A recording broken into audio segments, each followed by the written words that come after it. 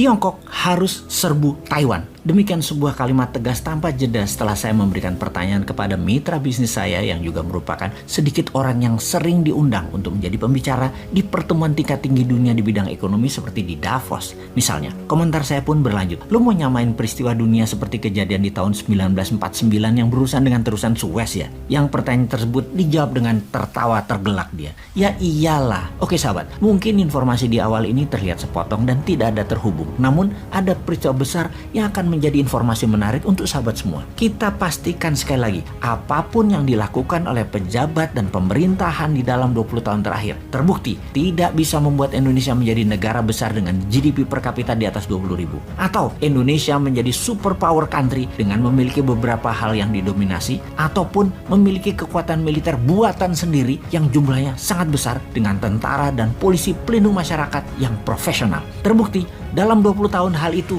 belum terjadi. Kemudian para calon di etalase saat ini yang mau jadi presiden di tahun 2024 akan membuat Indonesia kurang lebih sama dengan pemimpin 20 tahun sebelumnya. Pasti sama, garansi 100%. Kalau mau lain, maka pelajari informasi di awal yang terlihat sepotong yang akan kita lengkapi. Gamal Abdul Nasser, Bapak Negara Mesir, di tahun 1949 melakukan hal yang sangat berani, yaitu melakukan menasionalisasikan terusan Suez. Apa akibatnya? Menasionalisasikan artinya mengambil paksa terusan Suez yang dipegang oleh Inggris waktu itu. Inggris sangat tertampar dan ternyata Inggris tidak bisa berbuat apa-apa. Ternyata efek Perang Dunia Kedua, Inggris bukan hanya melepas kendali dunia ke Amerika, namun Inggris tidak punya taring di banyak wilayah. Nasser, Mesir, mendapat dukungan Amerika untuk mengambil terusan Suez tersebut, alias Amerika lah pemberi go ahead tersebut. Sebuah urat nadi ekonomi yang sangat strategis terusan Suez itu. Sejak saat itu kita menjadi tahu kekuatan Amerika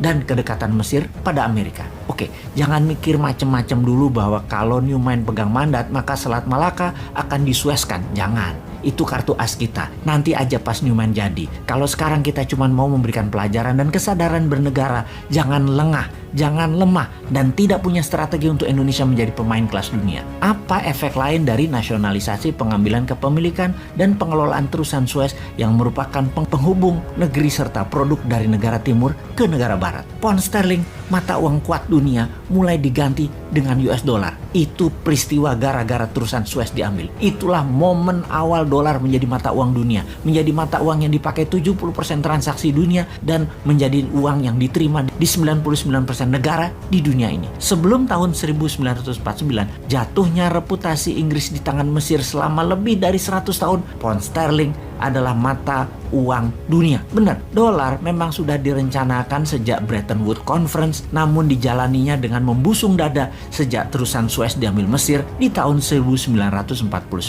Jadi kembali ke informasi awal, jawaban dari mitra bisnis saya yaitu Tiongkok harus menyerbu Taiwan. Itu menjawab pertanyaan sederhana dari si Sontoloyo ini. Bagaimana gold, e-gold jadi alat tukar kelas dunia di luar currency? Selain dari mata uang dunia, gold sebagai alat tukar.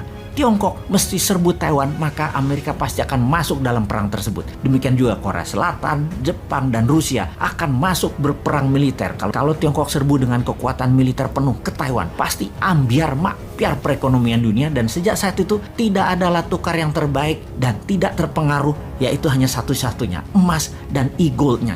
Inilah cita-cita Indonesia menunggu di tikungan. Ibarat peristiwa terusan Suez yang mempermalukan Inggris, maka Tiongkok serang Taiwan adalah momen yang kalau bisa harus terjadi deh. Biar ego si Jinping dan ego Amerika tabrakan di Taiwan, kita akan panen. Panen kalau bernegaranya ala Newman yang penuh dengan strategi dan sarana. Misalnya salah satunya yang sudah siap adalah gold payout system Indonesia.